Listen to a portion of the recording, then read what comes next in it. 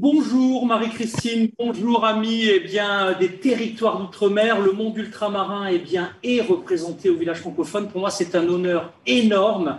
La FEDOM, l'ensemble des acteurs mobilisés sur cette journée. Et je suis vraiment très, très, très heureux, Marie-Christine, de vous laisser la parole pour l'ouverture officielle avec un panel extrêmement symbolique, de cette dynamique des îles qui se met en mouvement. Et quand elle se met en mouvement, qui peut l'arrêter, Marie-Christine? Personne, je crois que les ultramarins sont présents. Bonjour et bienvenue à tous pour le lancement officiel de ce village numérique ultramarin. Pour ceux qui ne me connaissent pas, mon nom est Marie-Christine Ponamale du groupe média Outre-mer 360. Un petit mot sur Outre-mer 360. Vous savez, Outre-mer 360 est le média des Outre-mer qui a pour ADN de valoriser les actions structurantes, les actions innovantes, des actions positives de tous ces territoires des Outre-mer. Et bien évidemment, Outre-mer 360 est très heureux d'être associé à ce grand lancement du village francophone numérique ultramarin, une première édition, une grande édition à laquelle nous remercions les grands organisateurs qui sont à l'initiative, la FEDOM, la CCDOM, la BPI France, avec la BPI Outre-mer, bien évidemment, de nous y avoir associés. Et pour ce faire, je vais donc inviter le président de la FEDOM à inaugurer ce grand village et ce grand lancement de ce village francophone numérique. Monsieur le Président, c'est à vous dans quelques secondes. Et je vais d'abord inviter les grands participants, monsieur Amdila Wedou Soumela, vice-président de l'Association des communes et des collectivités des Outre-mer, qui va également parler avec nous, et M. Dominique Quignard, que tout le monde connaît bien, qui est le directeur Outre-mer de la BPI France, a inauguré ce grand village pour lequel Outre-mer 360 est encore très heureux de participer, sera présent aux côtés des grands organisateurs pour valoriser les grandes actions de ces entreprises des Outre-mer. Merci Outre-mer 360, merci Marie-Christine. Merci. Hervé Mariton, président de la Fédération des entreprises d'Outre-mer, la FEDOM pour les intimes, c'est à vous, président. Bonjour, bonsoir à toutes et à tous. Écoutez, c'est un grand bonheur d'être à cette ouverture du village numérique ultramarin. Vous venez de dire qu'Outre-mer 360 voulait valoriser des actions positives pour les Outre-mer. Eh bien, ça nous va bien. C'est à dire vrai une des premières manifestations auxquelles j'assiste comme nouveau président de la FEDOM, prenant la suite de l'excellent Jean-Pierre Philibert depuis la fin du mois de mai. Et cette initiative, elle s'inscrit bien dans notre logique à la FEDOM, qui est celle de pousser et d'encourager le développement économique des Outre-mer et en particulier, bien sûr, de leurs entreprises. C'est avec et pour les entreprises des Outre-mer, c'est avec un certain nombre de partenaires qui sont réunis ce soir. Et vous avez cité BPI France. La FEDOM a un lien avec BPI France. Une initiative comme celle du village numérique ultramarin donne évidemment encore plus de sens à notre partenariat. Alors au fond, c'est assez simple en vérité. S'agissant de tout le développement digital, eh bien, Outre-mer comme ailleurs, mais Outre-mer aussi, et avec les caractéristiques particulières d'économie le plus souvent insulaire, il y a une demande. Toutes les entreprises d'Outre-mer ont besoin d'un développement digital. Celles pour lesquelles c'est le business principal, ça, c'est pas besoin de leur expliquer particulièrement, et celles pour lesquelles c'est un outil, un moyen, une résonance particulière. Personne ne peut passer à côté de cela. Et quand on est dans des contextes particuliers, parfois un peu plus difficiles, avec des formes positives de résilience locale et des difficultés qui peuvent être liées à celles de la taille du marché, de l'insularité, la dimension digitale peut être particulièrement intéressante. Ça, c'est du côté de la demande. Mais il y a une offre aussi. Il y a une créativité, un dynamisme, une réalité de l'économie digitale outre-mer qui est impressionnante. Très franchement, avant de solliciter la présidence de la FEDOM et d'être aujourd'hui président de la FEDOM, je n'avais pas une idée complète de ce dynamisme et de ces pulsations de l'économie digitale outre-mer. Eh bien, aujourd'hui, l'idée de ce village, c'est de faire en sorte, comme dans toute logique économique, que la demande et l'offre, que l'offre et la demande se rencontrent mieux. Elles se connaissent, mais il y a toujours matière à ce que cette connaissance réciproque se fasse mieux encore. C'est tout l'intérêt du village numérique ultramarin. La FEDOM a déjà mené un certain nombre d'actions dans ce domaine. Nous avons un groupe de travail numérique qui fonctionne remarquablement sous la présidence de notre ami Emmanuel Joseph. Une fois que les choses vont bien, eh bien, il faut toujours faire en sorte de les stimuler, de les encourager davantage dans la vie de la FEDOM, dans les mois et les années qui viennent, davantage au profit de l'ensemble des entreprises des Outre-mer. et davantage aujourd'hui dans le cadre du village numérique ultramarin que nous sommes en train de lancer. Donc, à vous de jouer avec les pitchs convaincants qui conviennent et puis avec toutes les bonnes idées qui vont être brassées dans les heures qui viennent pour faire en sorte que ceux qui développent puissent développer davantage encore et que ceux qui mobilisent du numérique dans la croissance, dans la vie de leurs entreprises, puissent le faire de manière encore plus performante à l'échelle de chaque territoire, les territoires se rencontrant entre eux, parce qu'il y a beaucoup de fertilisation croisée qui doit être menée, et puis au-delà, dans nos régions, et puis aussi dans le lien entre l'Hexagone et les Outre-mer. En tout cas, une demande Outre-mer qui est importante, une offre Outre-mer qui est de qualité, qui demande mieux, et je suis sûr qu'il y a plein de réalités très fécondes qui peuvent naître grâce au village numérique, au village global ultramarin que nous lançons ce soir. À vous de jouer et bonne chance. Et en tout cas, merci. On est très heureux d'être partenaire. Voilà. Merci, Président. Merci, Hervé Mariton, Président de la Fédération. Alors, Christine, notre deuxième intervenant, là aussi, le symbole est important parce qu'il y aura des technologies pour la ville, mais il y a aussi un acteur qui représente ces territoires qui sont autant, via la commande publique, de donneurs d'ordre. Tout à fait. Nous avons donc comme acteur avec l'ACCDOM, qui est un important acteur qui est en lien avec l'ensemble des territoires, avec l'ensemble des collectivités et des élus. Donc, nous allons rencontrer M. Amdila Weidou Soumela, qui est le vice-président de l'Association des communes et des collectivités des Outre-mer. Pardon. Est-ce qu'il est parmi nous? L'ACCDOM, est-ce que vous êtes avec nous? Est-ce que vous nous entendez? Bonsoir, je vous entends très bien. Eh bien, bienvenue. La parole est à vous. Merci beaucoup. Donc, je salue le président de la Fédération des entreprises, naturellement, l'ensemble des membres de la CEDOM, de la BPI France et des professionnels, qu'ils soient publics ou des collectivités, les investisseurs. Naturellement, c'est un honneur pour moi de vous souhaiter la bienvenue à ce premier village numérique ultramarin organisé par la FEDOM, en collaboration avec l'ACCDOM et la BPI France. J'en profite également pour saluer la présence parmi nous d'Outre-mer 360 qui anime, j'ai bien compris, efficacement ce débat. Et mon président Maurice Gironcel, président de l'ACCDOM, que j'ai l'honneur de remplacer aujourd'hui. C'est aussi un réel plaisir d'être présent à cet événement 100% digital. Nous réunir tout en étant séparés de milliers de kilomètres devient banal et c'est bien une des preuves que la crise sanitaire a eu des répercussions considérables sur l'accélération de la transition numérique au sein de notre société. Et naturellement, ce rythme rapide d'appropriation des nouveaux outils numériques par les habitants, les consommateurs et nos collaborateurs a amené les collectivités que nous représentons et les entreprises à revoir leur mode de fonctionnement. Pour les collectivités territoriales, force est de constater que digitaliser le service public dans des délais courts afin de répondre aux nouvelles demandes de la population vient alourdir un programme de développement du numérique déjà bien chargé. Ainsi bien que le développement des entreprises numériques et des solutions digitales est devenu un élément primordial pour les territoires ultramarins que nous sommes.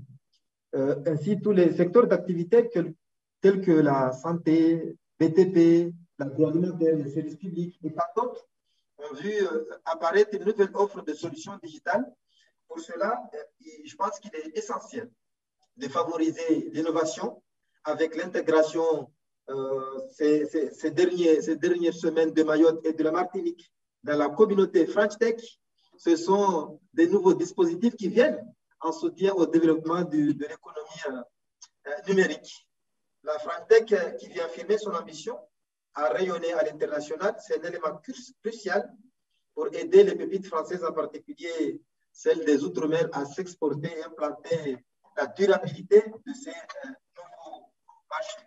Donc, il nous appartient à tous de promouvoir cette belle dynamique et je me réjouis d'avance de ces échanges à venir, notamment le témoignage des experts et pitch des meilleurs champions.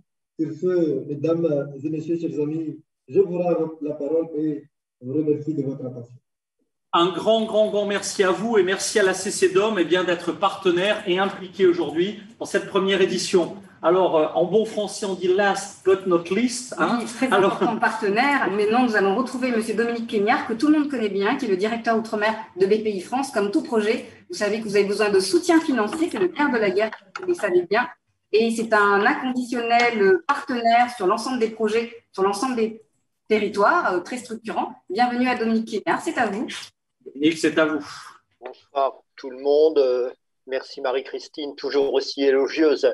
Je vais commencer par remercier le président. On est en pleine actualité. On vient de signer donc avec la FEDOM une convention de partenariat pour nous épauler mutuellement sur nos axes forts afin de privilégier les entreprises ultramarines pour leur accès au financement, leur accès au conseil, leur accès à un marché qui dépasse les frontières de l'outre-mer.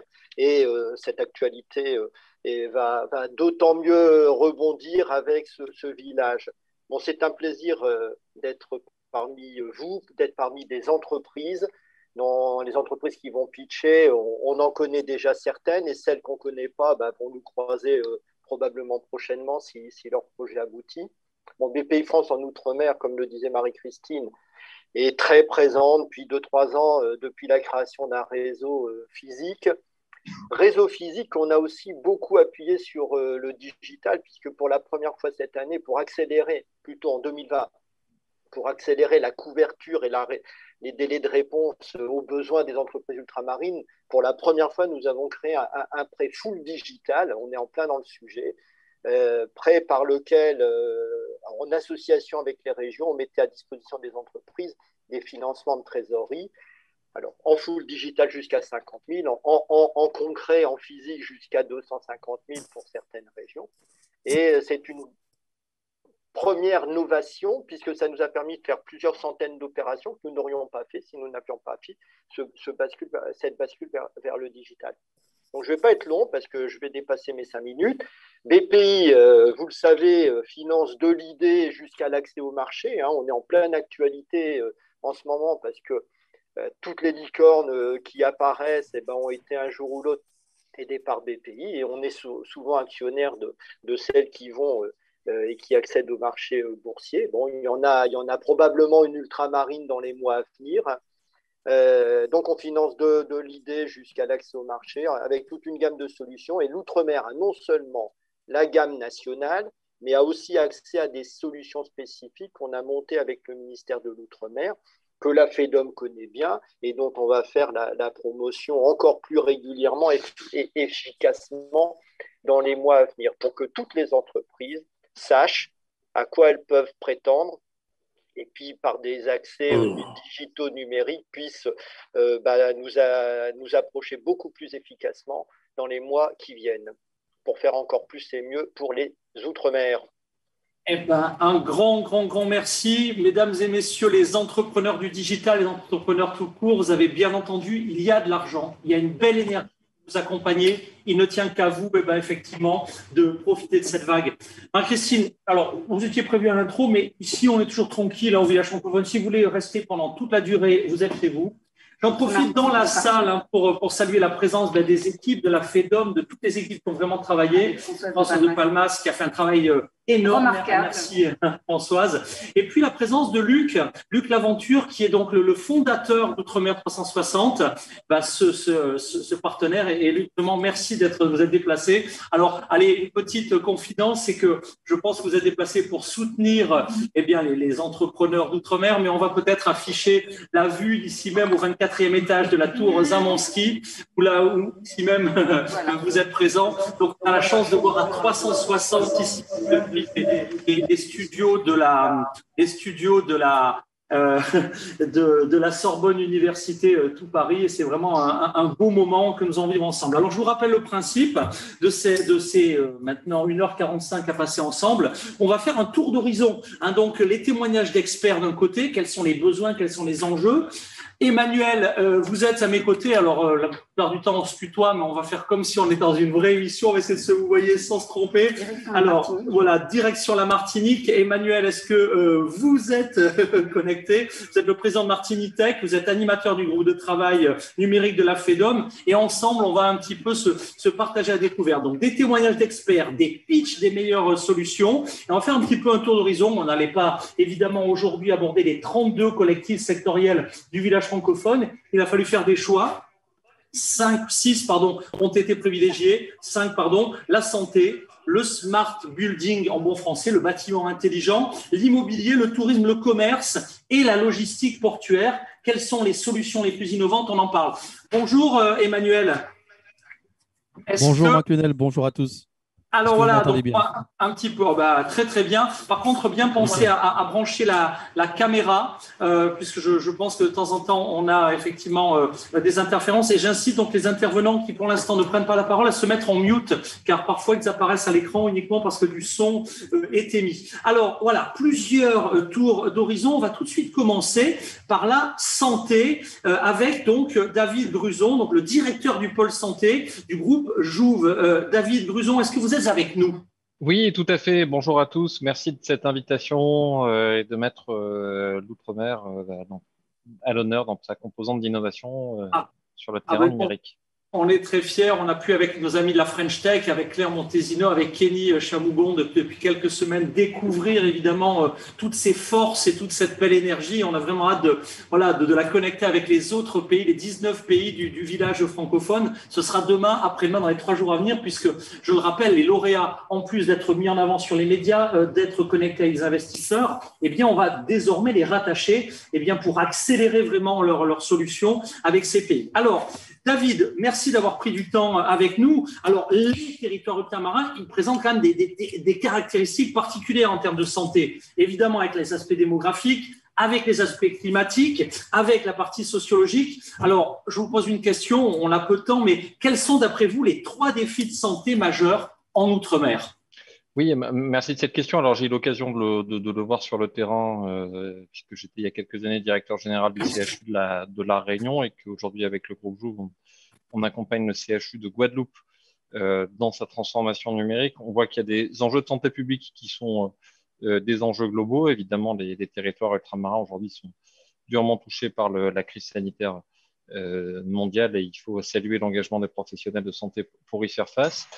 Néanmoins, il y a aussi des enjeux un peu plus spécifiques à regarder. Évidemment, chaque territoire a ses logiques propres à analyser finement, mais il y a quand même des déterminants un peu transverses. D'abord, une surprévalence des maladies chroniques et métaboliques, le diabète, l'insuffisance rénale, qui ont des indicateurs de prévalence assez supérieurs à la moyenne nationale.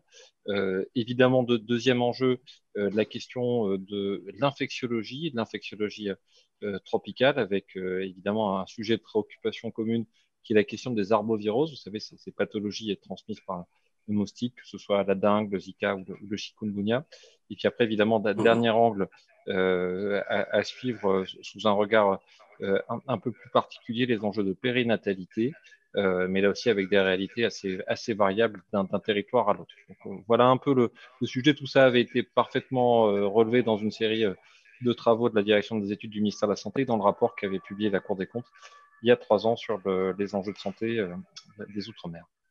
Merci pour ce premier témoignage. Une deuxième question également rapidement, mais tout aussi importante. Demain, nous mettrons sur orbite le collectif Intelligence Artificielle, dans lequel, dès le départ, évidemment, l'Outre-mer est dignement représenté. L'intelligence artificielle dans la santé, elle joue un rôle majeur. Elle permet de relever un petit peu des défis. Alors, effectivement, à votre niveau, comment l'intelligence artificielle permet de relever ces défis? Quels sont les leviers dont les outils numériques doivent accentuer la mobilisation?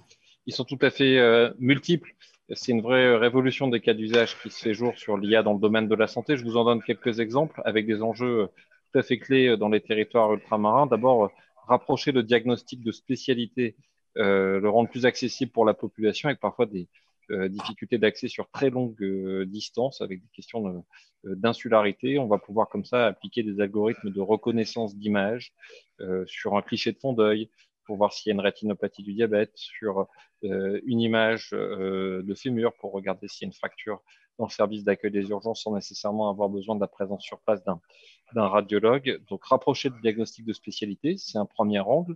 Deuxième angle, je vous disais, il y a une surprévalence des maladies du métabolisme. On peut pouvoir développer de l'IA de pilotage par les données pour, par exemple, aider les patients diabétiques à mieux suivre leur glycémie et progresser en termes de qualité de prise en charge.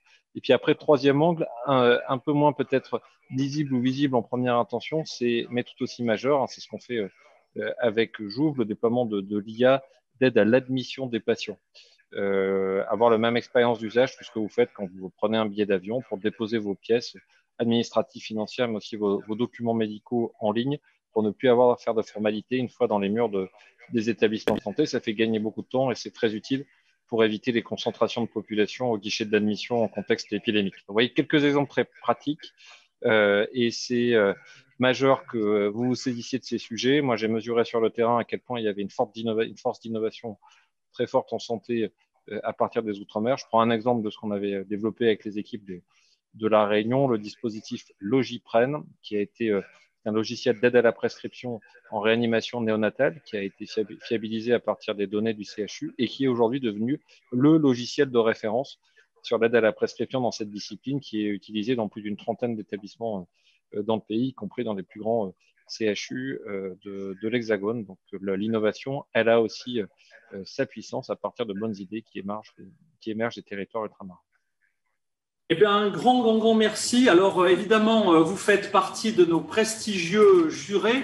C'est à vous, que reviendra effectivement un petit peu l'honneur de donner des réactions après les trois pitchs. On va donc présenter trois champions du digital et de l'innovation sur cette première session de pitch. Alors, je vous rappelle les principes de ces sessions de pitch. Les candidats disposent de 90 secondes pour présenter leur solution. Dans notre jargon, on parle de pitch de détection. L'objectif n'est pas de tout expliquer, mais de vous donner envie d'aller plus loin. Et justement, mesdames et messieurs, les membres du jury, alors vous avez tous reçu un lien pour une application qui va vous permettre de voter. Alors soyez évidemment attentifs et ça marche également pour nos partenaires médias. Vous pouvez évidemment vous positionner comme juré. Dans quelques instants d'ailleurs apparaîtra un petit flash code à l'écran. Et donc si vous n'avez pas pu encore vous inscrire, flashez ce code et vous allez pouvoir vous inscrire vous-même. Alors très concrètement, vous allez avoir les outils pour évaluer les présentations de manière à ce que nous puissions qualifier les meilleures solutions tout le reste de la semaine au village francophone, mais aussi vous avez un bouton bleu, et c'est sans doute le plus important, un bouton bleu pour que vous, mesdames et messieurs les investisseurs, les décideurs, vous puissiez dire cette start-up m'intéresse, je me mets en relation avec elle, et évidemment, en appuyant sur ce petit bouton bleu, nous enverrons au juré les coordonnées de la start-up, et la start-up recevra les coordonnées du juré. Donc, remplissez attentivement votre mail, votre téléphone, de manière à ce que lors de l'échange de données, ces contacts soient de qualité. Bien entendu, nous respectons toutes les recommandations de la CNIL et nous ne transmettrons ces données qu'à ceux qui auront appuyé sur le petit bouton bleu. Voilà pour le principe. J'espère, mesdames et messieurs les membres du jury, que vous avez donc à votre disposition votre outil de vote. J'appelle maintenant le premier candidat. Il dispose de 90 secondes. Est-ce que nos amis de MDS qui ouvrent le bal sont avec nous? MDS, vous êtes bien là? Oui, bonjour à tous, je suis bien là. Ravi de vous accueillir, Aurélie. C'est pas facile d'ouvrir le bal et c'est un beau symbole que ce soit un candidat féminin. Il n'y a pas assez d'entrepreneurs au féminin en général. S'il y en a en Outre-mer et qu'ils ouvrent le bal, c'est formidable. 90 secondes, je vous laisse ouvrir, si c'est le cas, si vous avez une présentation, activez votre partage d'écran. Et donc, 90 secondes, on a l'œil sur la montre, c'est à vous. Alors, bonjour à tous. Une date a fait parler d'elle il y a 3 ans, le 25 mai 2018. Non, ce n'est pas la victoire des Bleus à la Coupe du Monde de foot, mais la date d'application du fameux RGPD. Le RGPD est le règlement général à la protection des données qui impose notamment aux établissements de santé d'être en mesure de prouver que les patients ont donné leur consentement éclairé à l'usage de leurs données dans leur parcours de soins, mais également que les droits des patients de réaccéder à leurs données sont respectés. Mais dans le contexte sanitaire actuel, les équipes de soins n'ont pas le temps de penser au consentement. Aussi, MyData Solutions, expert numéro 1 RGPD sur les Outre-mer, a conçu une suite logicielle centralisée et sécurisée qui permet d'informer individuellement les patients et de lancer des campagnes de recueil de consentement, d'enregistrer et de suivre les demandes de droit d'accès avec gestion des délais, d'archiver de façon sécurisée les consentements et d'apporter une valeur probante du consentement en cas de litige. Notre solution peut être utilisée, isolée ou intégrée au SI de l'établissement et fonctionne comme un tiers de confiance. Le patient accède à un portail sécurisé d'intermédiation qui lui permet de gérer son consentement et ses droits. Outil complet, 100% transparent et sécurisé, notre logiciel contribue à renforcer la confiance des patients, indispensable pour les établissements de santé qui accélèrent leur virage numérique dans le cadre du programme du ministère de la Santé, Ma Santé 2022. Actuellement, MyData Solutions mobilise des ressources humaines et financières pour lancer la V2 de son logiciel, le Fill and Look prévu en septembre 2021, et la version V3 qui intégrera également de la blockchain, indispensable pour la responsabilisation des établissements de santé. Eh bien, c'est parfait. On entend une petite sonnerie. J'imagine que c'est le timer pour bien respecter le temps. Le temps étant parfaitement respecté, je vous remercie. C'était notre premier candidat, mesdames et messieurs les jurés, à votre outil pour à la fois vous mettre en relation et évaluer cette présentation. Le deuxième candidat est du côté de la Martinique, hein, c'est bien ça. Alors, Martinique, on appelle Clicodoc. Allez, la Martinique, c'est parti. 90 secondes. Bonjour. Comme vous le savez tous, les départements d'outre-mer sont tous, sans exception, des déserts médicaux. Cela a des conséquences assez graves pour le parcours de soins des patients. Ils sont des parcours parfois trop longs, parfois hachés. C'est pour ça qu'en 2018, j'ai créé avec mon frère Clicodoc, la première plateforme web Made in Dome pour les rendez-vous médicaux sur Internet. Et c'est très vite devenu beaucoup plus. C'est devenu un objectif, l'accès aux soins simples pour les patients. Nous avons donc construit une multitude d'outils qui tous tournent autour de l'accès aux soins simples et rapides pour les patients pour améliorer les parcours de soins, que ce soit les rappels de rendez-vous, la téléconsultation, l'adressage de patients, etc. Clicodoc a démarré en Martinique, s'est étendu en Guadeloupe, à La Réunion et depuis peu en Côte d'Ivoire. C'est 750 000 rendez-vous depuis le début, un chiffre d'affaires qui a été multiplié par 3 en 7 ans et une croissance qui se poursuit et qui se poursuivra notamment par l'intégration dans le milieu public.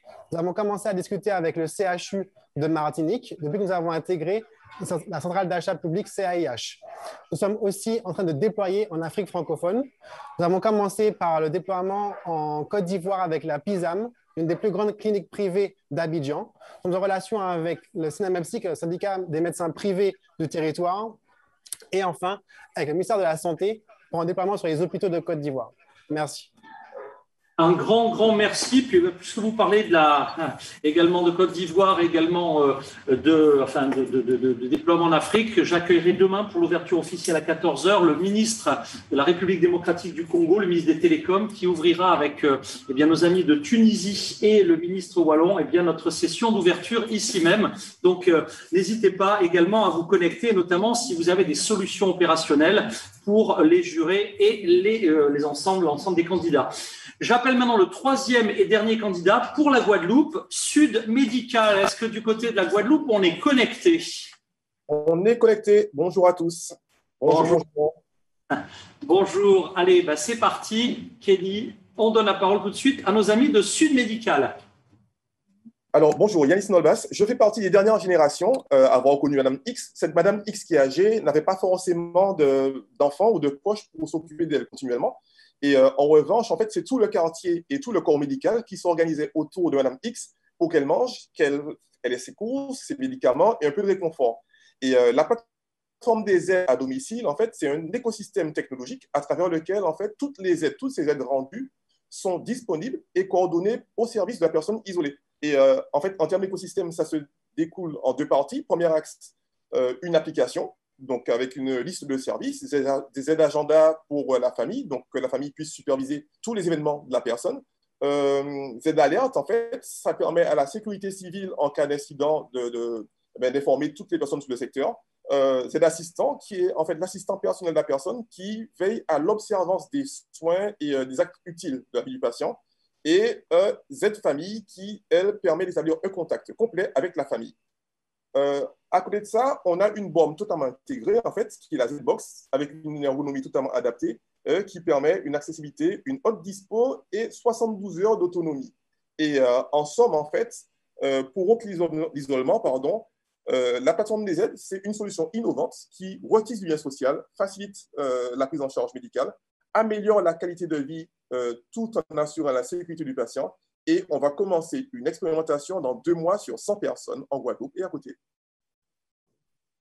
Eh ben, merci pour ce 3e et dernier pitch pour le premier de nos 5 focus, le focus santé. Voilà, nous avons demandé à la totalité des jurés de commencer à évaluer les pitchs santé, mais alors sans évidemment trop influencer nos membres du jury. David Gruson, évidemment, votre avis nous est précieux parce que d'autres jurés ne sont pas spécialisés santé. Donc, votre regard sur ces, 40-45 secondes sur ces 3 solutions.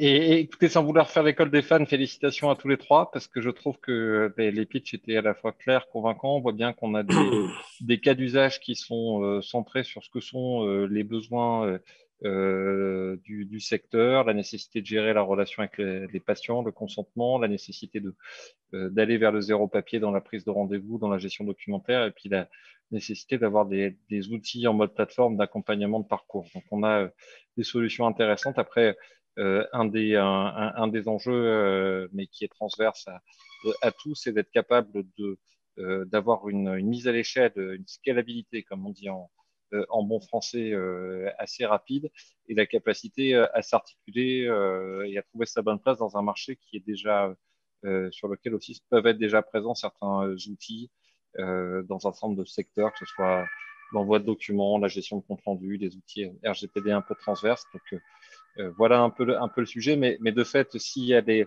bonnes fées de la FEDOM, des financeurs de BPI, eh bien, ça pourra aider à la mise à l'échelle de ces acteurs ultramarins, ce qui, vu l'étroitesse des marchés locaux, est souvent un des sujets. Comment faire grandir les bonnes idées, comment on vous donne accès à des marchés nationaux.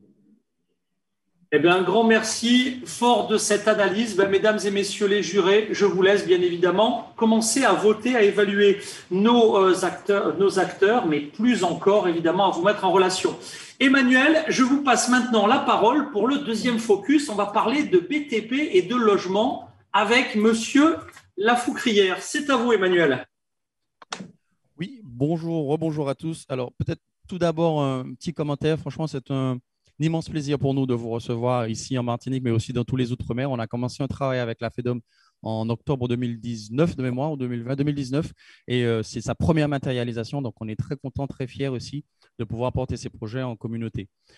Alors, monsieur Lafourquière, qui est donc représentant du plan BIM 2022, est-ce que vous êtes avec nous? Je suis là, je vous entends et je vous vois, tout va bien. Parfait. Alors, on va parler BTP, un des secteurs d'activité qui a été particulièrement touché et qui est particulièrement dans la tourmente pour 2 raisons. La première, la crise sanitaire qu'on a connue avec tous ces déboires, et puis une deuxième qui est notamment liée à toute cette dynamique autour de la protection de l'environnement, autour du développement durable, qui nécessite essentiellement d'adapter à la fois son mode de fonctionnement, adapter ses normes, et notamment dans les Outre-mer, où on est dans cette problématique à la fois de réglementation, mais également sur des contraintes territoriales avec la raréfaction du territoire, des surfaces constructibles, et puis effectivement dans une problématique qui est notamment portée par le PLOM dans les différentes régions. On aimerait savoir, de votre point de vue aujourd'hui, quelles sont les opportunités qu'offre le numérique autour du BTP, que ce soit en termes de productivité, de réactivité. Qu'en pensez-vous? Merci à tous et merci aux organisateurs de me donner l'opportunité de m'exprimer en tant que président du plan BIM 2022. Je rappelle rapidement que le plan BIM 2022, c'est une initiative conjointe des pouvoirs publics, du ministère du Logement et de la DHUP et de l'ensemble des organisations professionnelles, puisque la gouvernance de ce comité, de ce plan BIM, est assurée par un comité de pilotage où il y a à peu près 17 organisations professionnelles, avec ce souci majeur de partir des besoins de tous les acteurs et sur tous les territoires. Et je dois avouer que quand j'ai entendu les interventions précédentes, même sur des domaines que je ne connais pas, je retrouve tout à fait les préoccupations qu'on a au niveau du plan BIM, travailler avec tous les acteurs d'un domaine sur tous les territoires. Alors, par rapport à la question que vous me posez, je crois qu'il y a 2 points essentiels. le plan BIM et la transformation numérique, c'est l'opportunité d'accélérer le travail collaboratif. Le travail collaboratif est une vieille tradition dans le domaine du bâtiment, que ce soit pour la conception des bâtiments, que ce soit pour la conduite des chantiers, il y a toujours des dizaines, des vingtaines d'intervenants. Mais avant la transformation numérique, tout ça mobilisait beaucoup de temps, beaucoup de réunions, beaucoup de papiers circulés. Et grâce à la transformation numérique, tout ça se fait de façon beaucoup plus collaborative, en temps réel, avec tous les outils qui peuvent exister. Et quelque part, à quelque chose, malheur est bon, mais la crise du Covid n'a fait qu'amplifier et démontrer l'intérêt de s'équiper, de fonctionner avec ce mode de travail collaboratif. Et on a vu, nous, à travers l'un des outils promus par le plan BIM 2022, qui est la plateforme Croquis,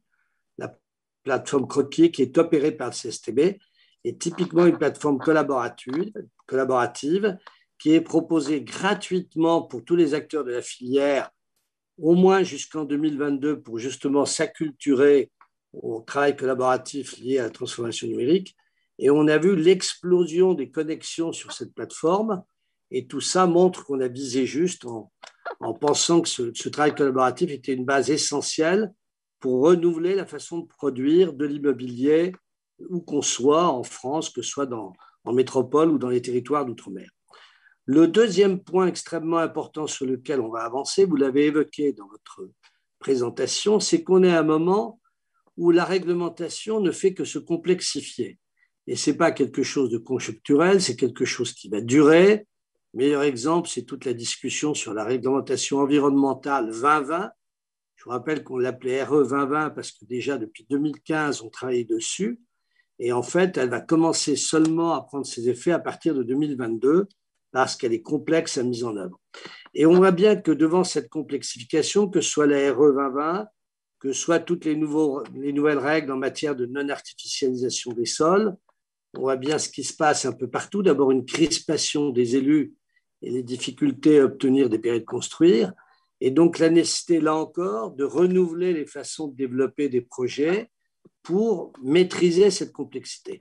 La maîtriser en amont dans le dialogue avec les élus, ça sera utile d'avoir des maquettes numériques pour présenter les projets, échanger, montrer les différentes solutions possibles. La maîtriser très en amont dans les projets pour intégrer les conséquences de la nouvelle réglementation avec les analyses de cycle de vie. L'analyse de cycle de vie est une vraie révolution pour le secteur du bâtiment. Avant, on déposait des permis de construire en présentant un projet. Maintenant, il faudra, dès le début, commencer à voir les conséquences des matériaux choisis sur le cycle de vie d'un bâtiment. Donc voilà, pour être rapide, deux points sur lesquels la transformation numérique va permettre d'avancer.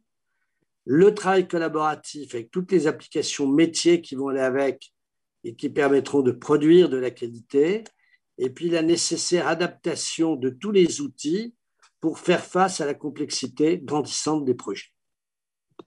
Alors, vous avez parlé réglementation, vous avez parlé acculturation, mais justement, quels sont pour vous ces obstacles justement à l'acculturation pour permettre de développer cette économie, je dirais, numérique appliquée au BTP, parce qu'on parle encore une fois de numérique appliqué au champ d'application, au secteur d'activité traditionnel.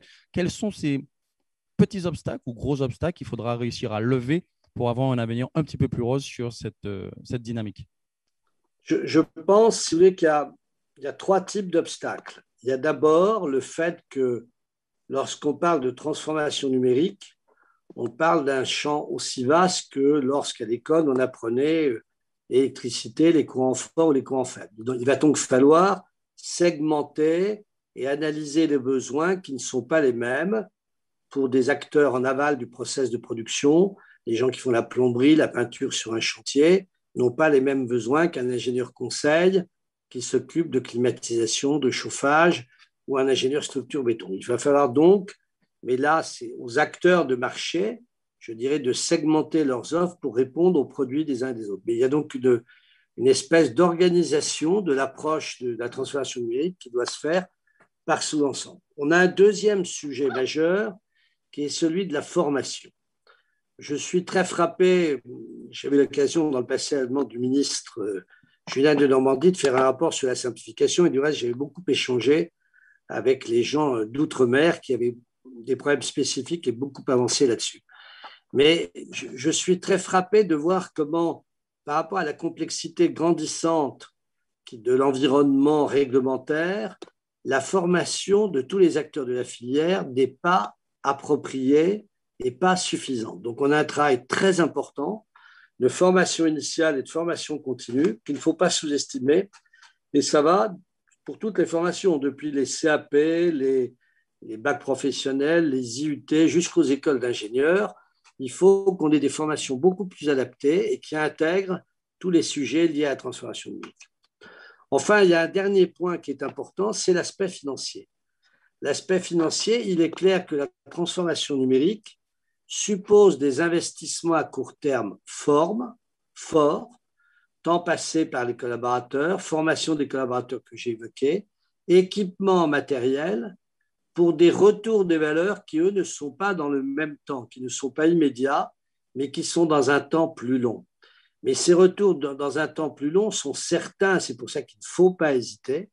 C'est les retours en matière de qualité, les projets mieux coordonnés, avec une meilleure synthèse faite grâce au BIM et à la transformation numérique, seront de meilleure qualité. Donc, des projets de meilleure qualité, ça a une valeur pour le maître d'ouvrage. Et puis, je dirais toutes les données nécessaires pour la maintenance et l'entretien des bâtiments. Dans les modes de production traditionnels d'un bâtiment, à la fin du chantier, l'architecte se battait pour obtenir ce qu'on appelait les DOE, les dossiers des ouvrages exécutés. Et le maître d'ouvrage, en général, s'arrachait les cheveux pour avoir les bons DOE, pour avoir les spécifications sur le matériel. Tout ça était assez artisanal et assez incomplet. On voit bien que grâce à la transformation numérique, lorsqu'elle sera bien aboutie, les maîtres d'ouvrage qui recevront les ouvrages, que ce soit des collectivités locales, que ce soit des particuliers, que ce soit des bailleurs sociaux ou des promoteurs, auront toutes les datas, qu'elles soient géométriques, qu'elles soient les spécifications sur le matériel utilisé, qui seront extrêmement utiles dans l'exploitation des bâtiments. Et donc, c'est vraiment les points importants pour la transformation numérique. Merci beaucoup. En d'autres termes, beaucoup de pain sur la planche et beaucoup d'opportunités économiques. On va passer au pitch. Premier pitch qui nous vient de la Guadeloupe avec Philbat. Philbat, vous êtes avec nous? C'est à vous. Oui, bonjour. Je viens de la Réunion. Réunion, pardon. C'est vrai que ce n'est pas le même océan, mais on est toujours très amis dans les deux cas. Je peux partager mon écran? Oui, tout à fait. Vas-y. Voilà. Donc voilà, partage d'écran. Et puis dès que vous êtes à l'écran, c'est parti pour 90 secondes. On vous écoute. Allez, alors dites quelque chose parce qu'on se demande s'il y a un problème de son ou si vous êtes juste toujours au partage d'écran. Ah, il y aurait, semble-t-il, un problème de son. Est-ce que vous êtes toujours avec nous? Excusez-moi, ça a coupé. Alors, c'est pas grave. Allez, on retente le coup. Partagez vite votre écran, mais ne restez pas sans parler parce qu'on ne sait pas si c'est vous qui ne parlez pas ou s'il y a un problème de son. Vous m'entendez là?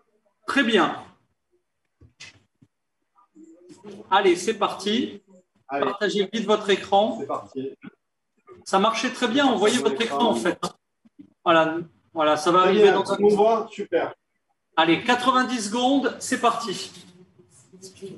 Bonjour à tous. Alors d'aujourd'hui, je présente la startup Philbat. Je suis Jean-Christophe Abot. Aujourd'hui, on se soucie énormément de la santé. Et c'est une bonne chose. Il existe plein d'applications pour la santé.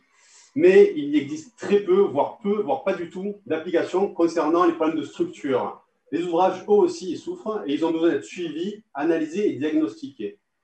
Philbat a conçu la première application qui va digitaliser le conseil à distance. Vous, bailleurs sociaux, gestionnaires de biens, syndics, collectivités, particuliers, cette application-là vous permettra de recevoir le premier bon conseil d'un ingénieur spécialisé dans votre problématique. Cette application-là vous donnera la possibilité, dans les 48 heures, de recevoir ce conseil-là en visio et d'être suivi derrière. En général, derrière, vous avez des problèmes de fissures. Et dans ce cadre-là, il faut avoir des capteurs de fissures, des capteurs de mouvement qui vont permettre d'analyser ces mouvements-là. Nous avons conçu le plus petit, le plus facile et le plus digitalisé capteur de fissures connecté au monde. Il est conçu en France et il est disponible pour l'ensemble de la France et les DOM-TOM. Les services sont aussi destinés pour la France et les DOM-TOM. Nous digitalisons le service et le suivi des problématiques à distance. Je vous remercie. Allez. Merci beaucoup, Philbat. On va basculer tout de suite. Et là, c'est la bonne, c'est la Guadeloupe avec Coco Shield. Est-ce que vous êtes avec nous? Bonjour, je suis là. Super. C'est à vous. Allez-y. Allez. Partage d'écran, 90 secondes pour convaincre. Coco Shield. Bonjour, je suis Gaël Gauthiero, je représente le projet lauréat French Tech Coco Shield. Moi, je suis designer et je viens de Guadeloupe. J'ai dû quitter ma terre natale pour étudier et être diplômé en design. Et mon métier, c'est d'analyser un contexte, une situation, de détecter les enjeux, de proposer des solutions. De retour chez moi avec ces nouvelles compétences et expériences, j'ai pu constater deux problématiques majeures sur nos territoires. Notre économie locale stagne. Nous avons du mal à trouver de nouveaux marchés porteurs et à employer nos jeunes. Et nous avons du mal à gérer nos ressources. Nous sommes très dépendants de l'importation et produisons beaucoup de déchets avec trop peu de filières de valorisation. Pourtant, le soir, en me promenant, je peux me retrouver face à de vraies montagnes de matériaux ne demandant qu'à être exploités de manière durable et efficace, le coco. Ainsi germa le projet Coco Shield qui vise à créer une nouvelle filière artisanale et industrielle aux Antilles grâce à un matériau composite révolutionnaire 100% biosourcé dans une démarche de développement durable et de commerce équitable. Jusqu'à aujourd'hui, le coco n'était utile que et valorisé que comme lit de culture ou comme paillasson, alors que c'est une fibre qui possède des qualités intéressantes. Mais c'est grâce à un inédit mélange avec d'autres fibres végétales disponibles localement que son véritable potentiel se révèle. Bagagerie, maroquinerie, décoration, voire mobilier, matériel nautique et mobilité, les possibilités sont illimitées. Et avec votre aide, toutes ces possibilités pourraient gagner un impact mondial. Merci beaucoup. Merci beaucoup, Coco Shield. On va enchaîner, on va rester en Guadeloupe avec la proposition de la société Uli. Uli, vous entendez? Bonjour, oui. Alors, je suis Karel Sarrea, cofondateur d'Uli, la solution qui nous aide et qui vous accompagne dans les petits gestes du quotidien pour mieux réduire nos déchets. Vous avez sans doute déjà essayé de faire du tri chez vous, à votre travail, encore en extérieur, et vous êtes certainement rendu compte de la difficulté d'appliquer tous ces bons gestes à toutes ces occasions. Les déchets à recycler, la collecte de nos ordures, la réduction de nos déchets organiques et les déchets sauvages sont devenus notre lot quotidien. Et nous devons agir positivement avec Uli. Il s'agit pour le public d'une application qui s'installe facilement sur le mobile et qui vous donne le pouvoir d'être un citoyen éco-responsable et engagé.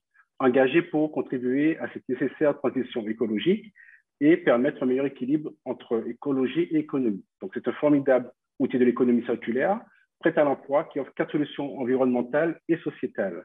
Triez vos déchets facilement grâce aux nombreux conseils et trouver les points d'apport volontaires les plus proches, qu'ils soient publics ou comme privés, et qui peuvent donc traiter vos ressources. Planifiez les jours de collecte de vos ordures avec des rappels, compostez vos déchets organiques grâce à un tutoriel illustré, signalez les dépôts sauvages et toutes les activités environnementales qui vont remonter directement au service compétent de votre ville. Donc, des solutions Smart City déployables partout en France pour connecter les villes aux citoyens sur la thématique des déchets de manière plus efficiente. Il s'agit d'un véritable pas en avant pour un meilleur service public de la gestion de nos déchets et la réduction de ces coûts grâce à un outil numérique qui agit sur l'ensemble de la chaîne de valeur et qui passe l'homme au cœur du dispositif de réduction des déchets. Merci pour votre écoute. Merci beaucoup. Sujet très intéressant. On enchaîne, on reste en Guadeloupe encore une fois, toujours de l'Atlantique, avec la société Cotriva. Cotriva, vous êtes avec nous? Oui, oui, je suis là. Vous m'entendez? Absolument, très très bien. C'est à vous, 90 secondes pour séduire. J'ai fait un partage d'écran. Vous voyez mon écran ou pas? Pas encore. Bon, je vais y aller sans le partage d'écran.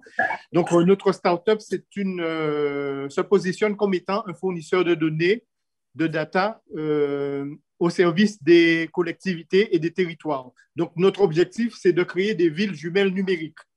Donc, notre équipe est composée d'un technico-commercial, d'un ingénieur en informatique et d'un expert en réseau de télécommunications. Donc, notre cible, ce sont les villes et communautés d'agglo, les sociétés de télécommunications, les gestionnaires de de foncier, donc comme la SAFER, les parcs nationaux, les bailleurs, mais également les régies et de gestion de l'eau. Donc, nous utilisons des mobile mapping, des caméras HD 3D, donc sac à dos, des drones aériens et des drones aquatiques. Donc, notre métier, bien évidemment, c'est de la captation 3D propulsée par intelligence artificielle, donc de la gestion de patrimoine urbain, de l'adressage et de l'analyse par algorithme. Je vous remercie. Merci beaucoup, merci beaucoup. On reste en Guadeloupe avec la société SMO avant de basculer de l'autre côté du globe. SMO, vous êtes avec nous? Oui, bonjour. C'est à vous. Voilà, je pense que vous voyez mon écran. Très bien. Parfait. Alors, bonjour. Les Outre-mer sont source de richesses naturelles, mais aussi des territoires qui demandent de la créativité et de l'ingéniosité pour surmonter des contraintes physiques et économiques. Et nous sommes ravis d'apporter des réponses à ces enjeux en aidant les territoires éloignés à bénéficier plus vite, de façon compétitive et rentable, au marché de l'hydrogène décarboné. Donc, vous avez à l'écran l'image d'une unité SMO. Donc, c'est notre procédé, notre procédé industriel modulaire dont le nombre peut être multiplié au gré des enjeux de volume d'un site de production et qui permet de transformer toutes sortes de déchets carbonés en produits à haute valeur ajoutée partout dans le monde, y compris dans les zones à faible infrastructure. Chacune de nos lignes de production peut servir à réaliser une diversité de produits en fonction des opportunités offertes par la zone d'implantation. D'une part, des énergies renouvelables non intermittentes basées sur l'hydrogène décarboné. D'autre part, des produits qui capturent du carbone sous forme d'intrants industriels et agricoles, habituellement importés dans nos territoires. Pour tous nos produits, nous développons des contrats de long terme avec nos clients à qui nous proposons des produits zéro carbone sans leur faire payer de surcoûts écologiques. Nous sommes lauréats du Grand Prix Outre-mer Tech for Island 2020 et sommes la première solution caribéenne labellisée par la Fondation Solar Impulse qui reconnaît la valeur écologique et économique des projets innovants. Et nous cherchons des acteurs locaux pour exploiter la technologie SMO sous forme de joint venture, partout où la disponibilité de déchets et de soleil permet de créer des environnements résilients et plus autonomes. Merci.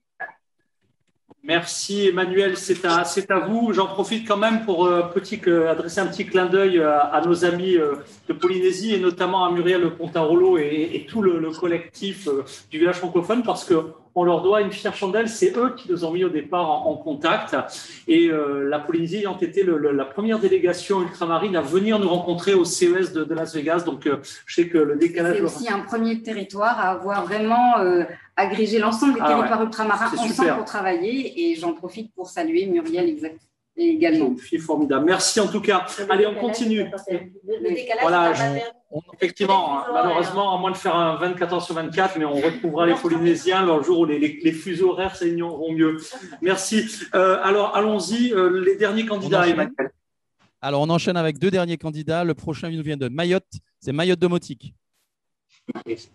90 secondes pour convaincre. Attendez.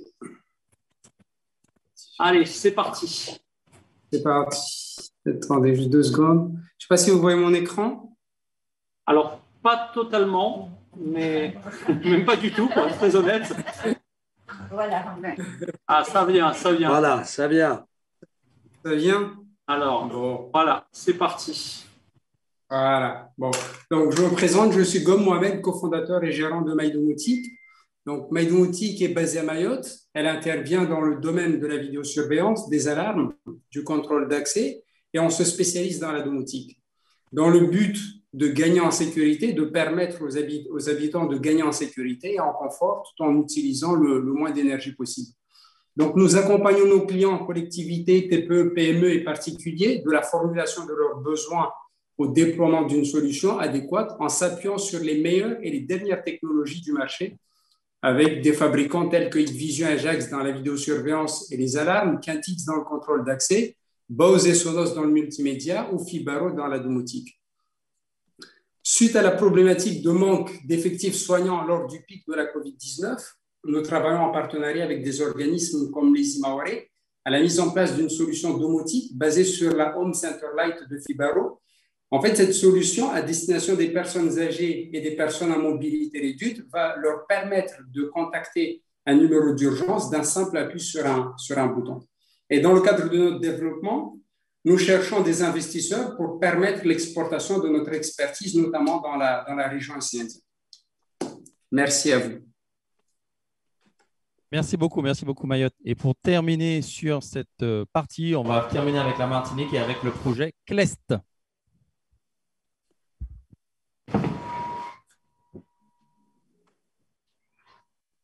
C'est bon? OK. Bonjour. À travers notre agence AI Consulting, nous accompagnons les clients dans l'optimisation de leur performance. Il y a plus d'1 an, nous avons eu le plaisir d'accompagner un client opérateur social dans l'amélioration de l'habitat. Durant plusieurs mois, nous avons découvert son métier, ses problématiques et celles de ses clients. Très rapidement a émergé le besoin de disposer d'un outil capable de lui permettre de gérer ses dossiers clients de A à Z, ainsi que la relation avec les différentes parties prenantes. Après plusieurs recherches, aucun outil sur le marché ne répondait à ce besoin. Nous avons donc travaillé à l'élaboration d'un outil métier lui permettant de gagner en productivité tout en créant de la valeur pour ses clients. Conscient des enjeux de nos territoires en termes d'amélioration de l'habitat et fort de l'analyse du secteur que nous avons décidé de le transformer en solution SaaS pour la rendre accessible au plus grand nombre. C'est ainsi qu'est né CLEST, le premier logiciel métier dédié aux opérateurs sociaux de l'amélioration de l'habitat. CLEST permet de façon simple et efficace de gérer l'acquisition client, d'instruire des dossiers sur des dispositifs spécifiques comme la hache, l'ANA ou encore le LES, de la collecte des pièces jusqu'à la signature électronique des documents, et également de gérer la relation avec les artisans et bientôt les financeurs. Nous sommes actuellement en phase de lancement de la commercialisation après une période de test réussie de plusieurs mois chez notre client. Nous souhaitons à terme équiper l'ensemble des opérateurs sociaux de l'amélioration de l'habitat en Outre-mer, ce qui représente environ une trentaine de personnes, mais également les autres entreprises sociales pour l'habitat qui étaient au nombre de 220 en 2018. Nous recherchons pour cela de la visibilité et de la mise en relation pour réussir notre phase de commercialisation. Merci. Merci, bravo à nos candidats, bravo Emmanuel pour ce premier tour d'horizon. Je crois, Marie-Christine, qu'on va aussi donner la parole pendant 1 minute, on n'a pas beaucoup de temps, mais à un acteur important. À Jonathan Pires, qui est ingénieur innovation à la FFB, c'est ça, et également la parole à Françoise de Palmas, qui va vous donner quelques informations. Non, le principe était juste de bien vérifier qu'on peut donner la parole à M. Pires. Parfait. Bon, ben voilà, Françoise qui paye au grain, hein, elle est toujours très attentive. Alors, Monsieur Pires, est-ce que vous êtes avec nous? Oui, est-ce que vous m'entendez bien? Voilà, oui, on a peu de temps, mais en tout cas, parlez-nous de ce BIM Tour. Effectivement, on a peu de temps, mais on vous écoute très attentivement parce que ça se relie vraiment bien à tout ce qui vient d'être dit. Super, merci à vous pour le petit temps de présentation. Alors, ça va me permettre de faire un peu le relais après l'intervention de Monsieur Lafoucrière, donc le président du plan BIM 2022. Il y a une action qui est lancée dans le cadre de ce plan qui s'appelle le BIM Tour 2022. C'est un ensemble d'événements qui vont être réalisés en région, donc que ce soit sur la France métropolitaine ou les régions ultramarines. Et l'idée, c'est à travers ces événements de faire parler les acteurs locaux de leurs pratiques numériques et BIM. À travers un socle important, c'est 2 tables rondes de projets qui sont soit en cours de réalisation, soit terminés, dans lesquels on a eu un processus BIM qui a été mis en place, donc autour de la maquette numérique. C'est laisser la parole aux entreprises locales, bureaux d'études, architectes, pour qu'elles puissent expliquer ce qui s'est bien passé ou un peu moins bien passé sur la partie BIM sur leur chantier. Donc là, on va dire c'est la matinée de l'événement 2 tables rondes. Et l'après-midi, s'il y a opportunité, c'est de présenter des startups locales, des formations sur le BIM, tout ce qui touche au numérique et au BIM, mais localement. L'objectif de ce BIM Tour, ce n'est pas d'avoir un message qui est déversé uniformément partout sur le territoire, c'est vraiment de faire remonter les initiatives locales et les expériences locales sur le BIM pour lancer la démarche, pour continuer à démystifier le BIM et la maquette numérique partout en France. Et la faire profiter à tous les acteurs de la filière. Donc, normalement, le prestataire en charge du BIM Tour 2022 va prendre contact avec les organisations professionnelles locales donc sur les régions ultramarines pour organiser ces événements BIM Tour 2022. Très belle initiative et modestement au village francophone. Alors 85 territoires, tous ne sont pas français, mais si évidemment vous souhaitez que le village francophone appuie cette dynamique, on sera vraiment très très heureux de vous accompagner. Puis vous le savez, une des prochaines étapes du village francophone, c'est Barcelone Smart City, c'est également le sommet de la francophonie, donc des grands événements où là encore notre excellence en matière de BIM doit être mise en avant. Donc avis à nos amis de la FFB, s'ils veulent que l'on relaie tout ça, on sera évidemment très demandeurs. Emmanuel, on va changer maintenant de focus. De quoi va-t-on parler maintenant en matière d'économie pour l'outre-mer? Alors, on va continuer et on va enchaîner simplement en parlant de logistique portuaire. Comme vous le savez, territoire insulaire hors Guyane, on a une problématique fondamentale qui est les ports, les aéroports sont devenus et sont nos poumons économiques. Aujourd'hui, on va recevoir donc M. Sanguinetti du pôle mer Méditerranée, pour qui j'ai deux questions, pardon. La première, à savoir, qu'est-ce qui, selon vous, en termes de logistique portuaire, peut être des leviers de performance pour nos entreprises? Bonjour à tous et à toutes. Merci de m'accueillir aujourd'hui et merci pour cette invitation. J'espère avant tout que vous m'entendez bien. Absolument. Parfait. Alors, permettez-moi d'abord, en réponse à votre première question, de donner quelques éléments de contexte. On le sait, la France est un territoire avec une composante maritime forte et historique. Parmi ces activités maritimes, on trouve évidemment la composante portuaire, qui nous intéresse particulièrement dans le cadre de cette intervention, avec notamment 7 grands ports maritimes, des GPM, en métropole, et 4 dans les territoires d'outre-mer, comme la Guadeloupe ou la Martinique. La France compte aussi évidemment 500 ports décentralisés, qui relèvent des collectivités territoriales ou de leurs groupements, dont près de 70 sont des ports de commerce et qui concentrent l'essentiel de l'activité portuaire logistique. Alors, ces ports peuvent être représentés comme des nœuds situés au cœur de réseaux de transport denses et destinés à desservir un territoire. Et c'est bien cette position centrale qui leur confère une réelle pertinence pour le positionnement des activités logistiques. Alors, par rapport à votre question sur ce qui fait que les ports ont aujourd'hui une nécessité impérieuse de renforcer leur offre logistique, un élément de réponse peut être apporté au travers notamment de la mutation des flux de transport maritime. Alors évidemment, ma réponse n'est pas exhaustive, mais je propose de vous donner quelques exemples pour illustrer mes propos. Le premier point sur lequel je ne vais pas nécessairement m'attarder, c'est le secteur du raffinage qui connaît un repli en raison notamment de la baisse des importations de produits pétroliers en Europe et outre-Atlantique. Certains ports français tiraient pourtant une part importante de leurs revenus du trafic pétrolier. Le deuxième point, c'est plutôt la diminution des importations de charbon, encouragée par le développement des énergies renouvelables qui a dans un premier temps affaibli les activités portuaires.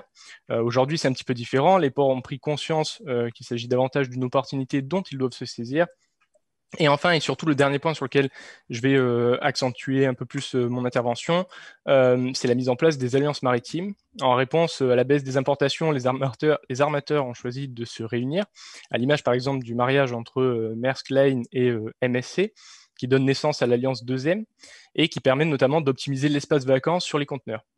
Alors en se regroupant, les armateurs détiennent un poids prépondérant sur le marché, et c'est désormais à eux que revient la position de s'orienter vers tel ou tel port en fonction de la logistique et des services qui y sont proposés. Or, nos homologues européens, notamment les ports de Rotterdam, Anvers et Hambourg, on le sait, sont à la pointe en matière d'offres logistiques. Ce qui fait que ces mutations globales impliquent donc de conduire une réflexion autour du modèle portuaire français et de la logistique pour en renforcer l'attractivité. Donc vous l'avez compris, la logistique doit être considérée comme un enjeu majeur pour la compétitivité des ports. En matière de statistiques, si on prend le classement édité par la Banque mondiale sur l'indice de performance logistique en date de 2018, la France se situait à la 16e place. C'est la même position qu'elle occupait dans le précédent rapport de 2016. Alors, un point positif, les choses semblent évoluer et dans le bon sens, avec la présentation en début d'année lors du Conseil interministériel de la mer d'une stratégie nationale portuaire qui est largement orientée sur les enjeux de logistique, avec une recommandation notamment de mettre en œuvre un observatoire de la performance des chaînes logistico-portuaires afin d'améliorer la compétitivité des ports et d'accroître leur marché. Et pour répondre très synthétiquement à votre question, je dirais simplement que la performance logistique, c'est un concept qui permet, un concept clé, qui permet d'assurer la fluidité, la fiabilité, la compétitivité et donc l'attractivité des ports et ainsi assurer leur développement. Alors, merci. Vous avez parlé de ports maritimes, vous avez parlé de compétitivité. Les ports, comme les aéroports, sont soumis à la concurrence mondiale, bien évidemment. Aujourd'hui, comment, pour nos territoires insulaires, ces ports comme ces aéroports peuvent tirer leur épingle du jeu face à la concurrence et comment le numérique peut aider en ayant une réponse plutôt brève, s'il vous plaît, pour qu'on puisse accélérer. Merci. Tout à fait. Je vais essayer d'être assez rapide. Alors, effectivement, merci pour votre question. Avec l'avènement du numérique, de nouvelles technologies se sont développées. Un grand nombre de secteurs d'activité en tiers partie, hein, on l'a bien vu auparavant. C'est évidemment aussi le cas pour le secteur de la logistique portuaire. Le numérique peut être considéré finalement comme un levier qui permet d'agir sur les axes que j'évoquais plus tôt en matière de fluidité, de fiabilité, compétitivité et attractivité. Certaines de ces solutions numériques sont d'ailleurs aujourd'hui largement partagées par la communauté portuaire. On note par exemple les PCS ou Port Community System, qui sont devenus des outils informatiques incontournables de l'échange d'informations dans le transport maritime de conteneurs. Essentiellement, l'objectif de ces PCS, c'est d'accélérer et de fluidifier le passage des marchandises. Les solutions de cargo community system, les CCS, qui sont souvent associées, qui sont également un exemple. Il s'agit de plateformes informatiques d'échange d'informations qui sont liées au flux physique de marchandises qui circulent sur un site portuaire. Alors, on peut aussi, je finis en 2 minutes. Non, pas 2 minutes, en 30 secondes, on est allez, très 30 secondes. Allez. Alors, je voudrais juste saluer à ce titre l'initiative France PCS qui regroupe les deux PME françaises, MGI et la Sogет, au sein d'un GIE qui permet d'offrir une structure nationale au service des opérateurs logistiques.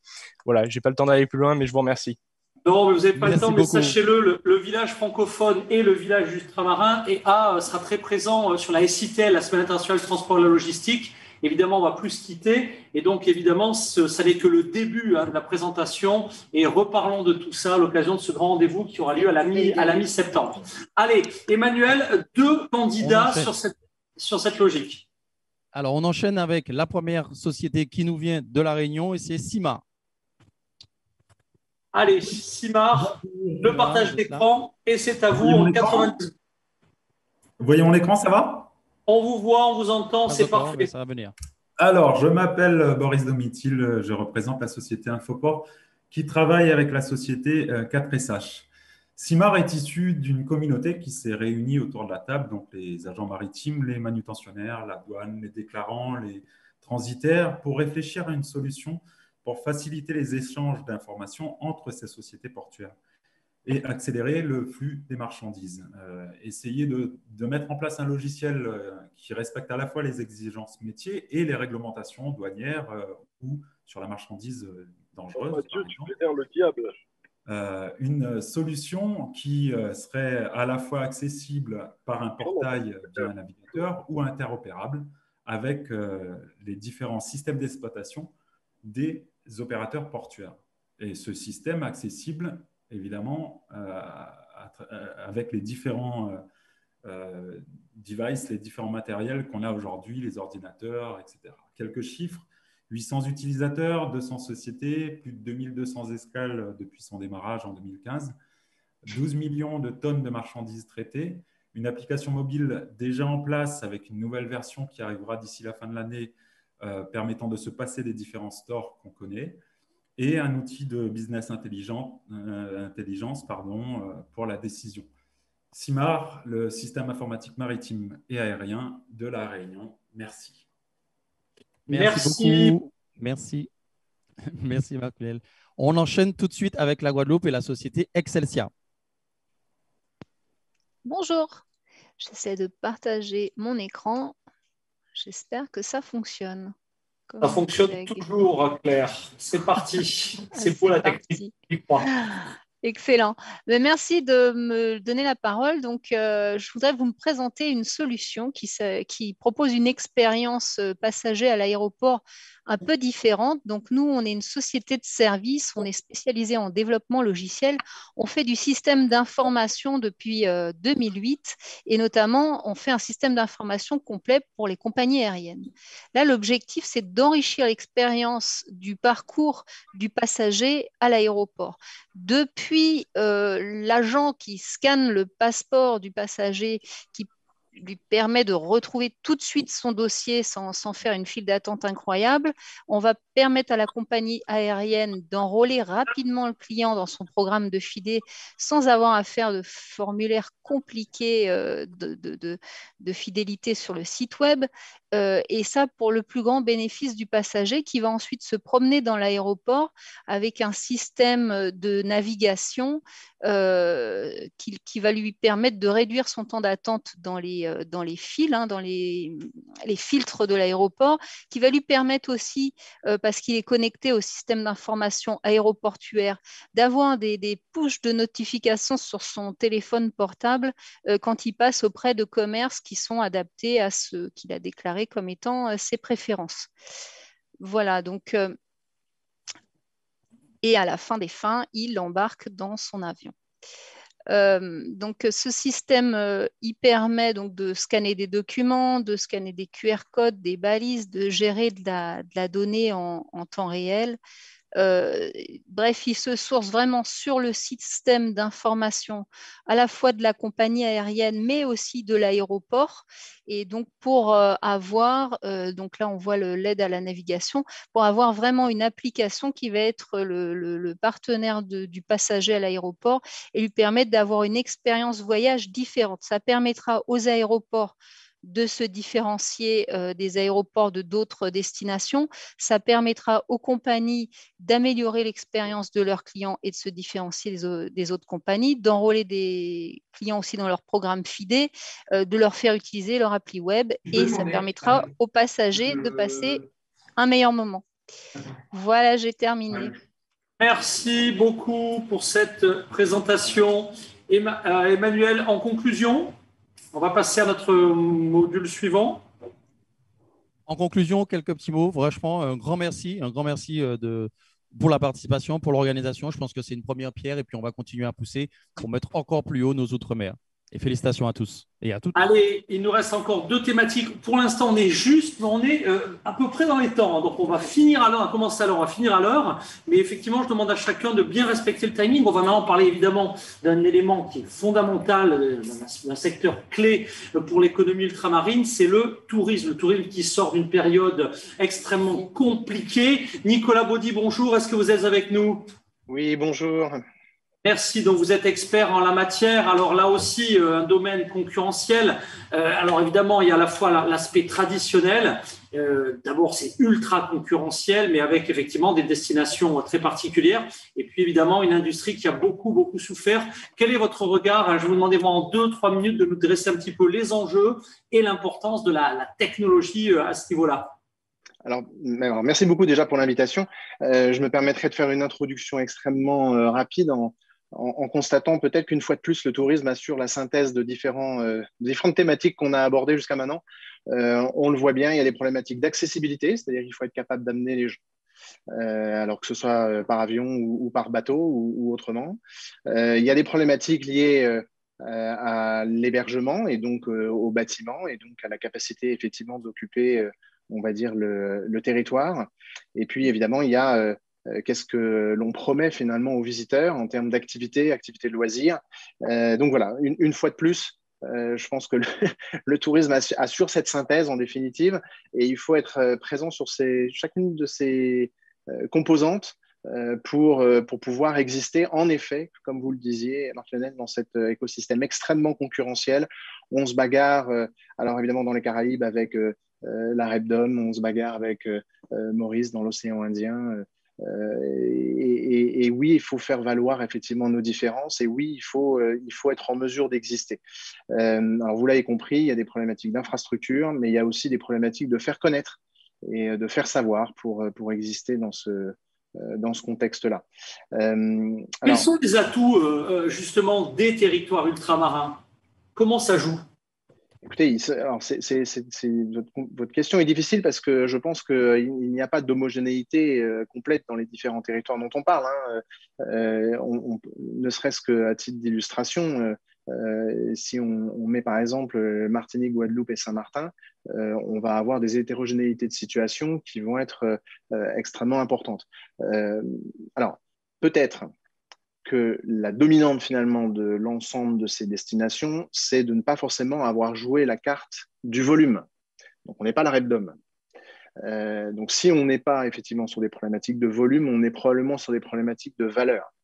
Et la vraie question, c'est comment est-ce qu'on va chercher cette valeur et comment est-ce qu'on prend la parole finalement auprès des différentes cibles pour faire valoir nos différences, vraisemblablement sur des sujets liés à l'expérientiel, vraisemblablement liés à des sujets liés aux sensations et aux émotions, parce que c'est une vraie recherche aujourd'hui du marché, hein, on le voit dans cette période post-Covid, où en effet les émotions et les sensations dominent usage et attitude du consommateur. Et il faut pouvoir taper juste en lui proposant authenticité, en lui proposant des choses autour de la nature, en lui proposant des choses autour de la sanité, si vous me permettez ce mot peut-être un peu étonnant. Et je pense que là, pour le coup, on ne manque pas d'atouts. Merci. Alors rapidement également, ce serait passionnant, on a envie de vous garder pour une session entière pour ce tourisme. Le temps nous manque, mais c'est déjà un premier tour d'horizon. Comment le digital peut-il être au service de cet axe ? Écoutez, le digital, on a communément, on va dire, la prétention de dire que c'est censé faire plus vite, moins cher, plus simplement et de manière plus personnalisée les choses. Donc, si on met tout ça dans un grand shaker, on se dit aujourd'hui, je vous passe l'analyse du passé, et je pense qu'il faut effectivement être capable de se projeter dans l'avenir, on a deux énormes enjeux, c'est la personnalisation de l'expérience, de l'offre, du produit et donc de ce que l'on va proposer à nos cibles. Et le deuxième enjeu, c'est qu'est-ce qui se passe pendant le séjour ? Qu'est-ce qui se passe pendant le séjour ? Et là-dessus, évidemment, on a la complexité de la digitalisation des différents prestataires, de toute cette chaîne de valeur qu'il faut effectivement embarquer, non seulement en termes digital, mais aussi dans les pratiques business de tarification et de rémunération des différents intermédiaires. J'espère ne pas avoir été trop long. C'est parfait, merci pour ce strict respect du planning et avec la frustration qui va avec, mais c'est une première, je le répète, et on a envie de continuer à découvrir encore plus de tech, encore plus d'experts, évidemment de profiter de votre regard sur ces tendances clés. Alors, deux candidats vont illustrer l'excellence touristique et digitale ultramarine. J'appelle tout de suite Keylodge à La Réunion. Est-ce que vous êtes avec nous, Keylodge ? Oui, on est là. Allez, ravi de vous accueillir. Partage d'écran, 90 secondes pour convaincre. Nous sommes tout oui. Je rappelle aux jurés que vous avez, n'oubliez pas, parce que parfois on se laisse un petit peu embarquer par les experts, mais vous devez avoir l'œil sur votre outil de vote pour pouvoir élire les meilleurs champions et vous mettre en relation avec eux. C'est à vous, 90 secondes. Bonjour à tous, alors Romain ici et moi-même représentons Keylodge, l'agence de location saisonnière à La Réunion. Notre challenge aujourd'hui, c'est de répondre aux exigences du tourisme de demain et c'est pour ça que nous développons l'expérience voyageur 2.0. Nous croyons que les piliers de l'expérience client sont l'autonomie, la fluidité et la flexibilité et notre réponse à cela, c'est le digital. Chez Keylodge, tout est fait pour que les voyageurs soient autonomes. Nous avons développé un écosystème de solutions technologiques pour offrir à nos voyageurs une expérience donc fluide, flexible et autonome. De cette façon, ils ont en main toutes les informations nécessaires pour passer un bon séjour directement sur leur téléphone. Donc, la première solution, c'est l'arrivée autonome. Donc, nos voyageurs peuvent arriver de façon autonome dans leur logement grâce à des boîtes à clés connectées qui sont directement installées au logement et reçoivent donc un code 24 heures avant leur arrivée, ce qui leur permet donc d'être autonomes pour leur arrivée et pour leur départ. La deuxième solution, c'est un état des lieux autonome que les voyageurs peuvent réaliser de façon donc, sans assistance, en arrivant dans le logement via une web app depuis leur téléphone. Ils prennent des photos et nous les validons par la suite. La troisième solution est un livret d'accueil digital donc, que nous mettons à disposition des voyageurs. Ils ont donc accès sur leur téléphone directement à toutes les informations du logement pour passer le séjour dont ils ont envie.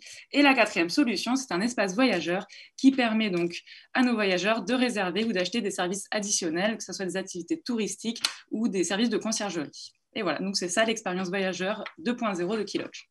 Ça dure 90 secondes et c'est très convaincant. Merci beaucoup à la Réunion Générale à Keylodge, en particulier pour cette mobilisation. Pour Mayotte, ce sera Cyril. C'est parti. Est-ce que vous êtes avec nous, Cyril ? Parfait. Oui, je suis avec vous. Allez, partage d'écran, on y est. 90 secondes pour convaincre, c'est à vous. Eh bien, bonjour à tous. Je suis donc El Farouk Adinani et je représente Cyril 976. Donc, je vous présente le projet qui a été lauréat du concours de l'innovation organisé par le département de Mayotte. Il s'agit d'une application mobile intitulée Mayotte Go. Donc, il s'agit d'une application de guide touristique et donc de découverte du patrimoine local de Mayotte en réalité augmentée et en réalité virtuelle. Il y a 3 volets dans cette application. Donc, la première, c'est lorsqu'on est à distance, on peut visualiser les lieux de centre d'intérêt de Mayotte avec immersion, donc à partir de son smartphone en réalité donc virtuelle.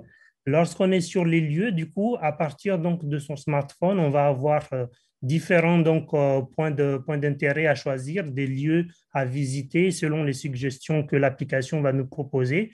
Et à ce moment-là, lorsqu'on va aller dans les sites à visiter, on va pouvoir avoir des informations en réalité virtuelle et en réalité augmentée pour avoir des informations et voir comment c'était les lieux dans certains temps. Voilà. Eh ben voilà, avec la sonnerie qui vous rappelle à l'ordre, en tout cas, c'est très clair. Merci Cyril, merci Key-Lodge, nos 2 champions de l'excellence digitale et touristique ultramarine. Allez, il nous reste un dernier focus, Marie-Christine, on va parler de distribution du commerce. Là encore, un secteur qui doit se réinventer, ça c'est pas nouveau, mais qui évidemment, avec la Covid, doit changer complètement de logiciel. François-Hugues Despointes, est-ce que vous êtes avec nous? Absolument, est-ce que vous m'entendez bien? On vous entend parfaitement, vous êtes président du groupe Safo, notre expert aujourd'hui sur cette grande distribution, mais on pourrait, je pense, élargir ce sujet à l'ensemble du commerce qui connaît une mutation énorme, Hexagone, Outre-mer, tous les modèles étaient déjà en changement tranquille, mais la Covid aurait-elle changé la donne? Alors, quelles sont les différences déjà entre l'Hexagone, l'Outre-mer dans le secteur de la grande distrie, et puis bien évidemment, quelle est votre analyse, quoi? D'abord, merci beaucoup pour votre invitation. Bravo pour cet événement. De mettre en lumière les Outre-mer est important, en particulier leurs innovations. Et puis, bravo à tous les candidats qui sont passés, puisque 90 secondes, c'est assez court. La grande distribution, pour faire rapidement, quand on parle de grande distribution, on évoque généralement les grandes et moyennes surfaces, c'est-à-dire les hypermarchés, plus de 2500 m², les supermarchés, entre 400 et 2500. Mais je vous propose dans ce propos d'inclure aussi la petite proximité, les moins de 400 m², qui répondent à des besoins de consommation différents, mais qui sont très représentés outre-mer et complémentaires des grandes surfaces. Vous l'avez dit, il y a des mutations à l'œuvre dans le secteur de la grande distribution, comme tous les autres qui ont été évoqués aujourd'hui. Ce qui concerne la grande distribution, c'est en particulier 3 mutations. La première, c'est une transformation assez brutale du champ concurrentiel sous l'effet d'innovation. Il y a des plateformes maintenant mondiales, hyper généralistes, je ne citerai pas de nom, vous en avez tous à l'esprit, qui permettent en quelques clics de commander des millions de références. Il y a également des ultra spécialistes qui définissent et qui dominent certaines catégories de produits. Puis il y a également des startups qui s'adressent à des microservices et qui recomposent le marché en permanence. C'est la première mutation. La seconde, c'est l'attente des clients. Les clients ont toujours voulu mieux, nouveau, plus vite et moins cher. Mais aujourd'hui, c'est très net, cette tendance s'accélère sous l'effet de la technologie à nouveau, du développement de nouveaux canaux de distribution. Et on parle désormais de livraison en moins de 15 minutes à Paris en ce moment. Je ne sais pas si vous avez vu ces informations, mais la fidélité du client n'est plus automatique. Il change plus rapidement d'enseigne et son parcours d'achat est moins linéaire. Deuxième mutation. La troisième, c'est celle des comportements alimentaires. Le consommateur aujourd'hui n'admet plus et n'admettra de moins en moins de ne pas être assuré de la qualité de ce qu'il mange, de ce qu'il consomme et en plus de la qualité de la transparence sur l'origine des produits, leur mode de fabrication, qui les a fabriqués, de quoi ils sont composés, les ingrédients, etc. Alors, toutes les régions du monde ne sont pas concernées de la même manière par ces tendances. Les grandes villes sont les plus impactées. Et de ce point de vue-là, Hexagone et Outre-mer ne connaissent pas les mêmes trajectoires. Pour répondre à votre question, quelles sont les différences entre Hexagone et Outre-mer dans le secteur de la grande distribution? Je commencerai par un tout petit panorama des enseignes. Aujourd'hui, Outre-mer, aucune enseigne de distribution nationale n'est présente directement.